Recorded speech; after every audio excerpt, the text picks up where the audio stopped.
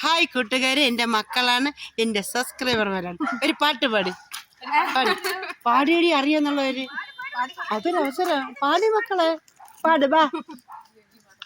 അയ്യോ ബാ, എന്തെങ്കിലും ഒരു പാട്ട് പാടി ഇങ്ങോട്ട്. ഞാൻ പാടിയ നിങ്ങൾ പാടും പാട്ടാ.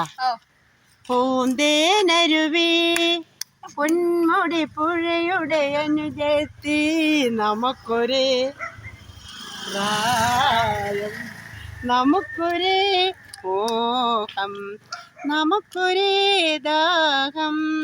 പൂന്തേനരുവി ഒരു താഴ്വരയിൽ ജനിച്ചു നമ്മൾ, ഒരു പൂന്തണലിൽ വളർന്നു, പുള്ളിയിലക്കരയുള്ള പുടവയെടുത്തു നടന്നു നമ്മൾ, പൂക്കളിറുത്തു നടന്നു.